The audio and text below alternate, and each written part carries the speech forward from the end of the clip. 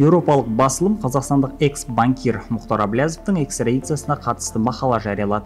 Мақала тақырыбы Францияның босқындар ісі жөніндегі соты Мұхтар Әблязовтың ісін қарауға дайындалып жатыр деп аталады.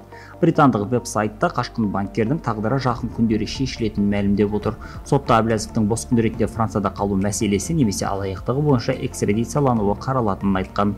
Әблязовтың ұзаққа созылған оқиғасы Францияның босқындар ісі жөніндегі ұлттық сотына дейін жетті. Сот жақын уақытта қашқын олигархтың тағдыры шешеді делінген аталған мақалада.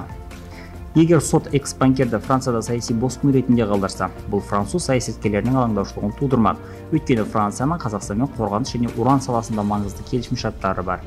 Сонымен қатар Франция үкіметі сот саяси босқын берген жағдайда екі елдің арасы бұзылады деп қауіптенеді.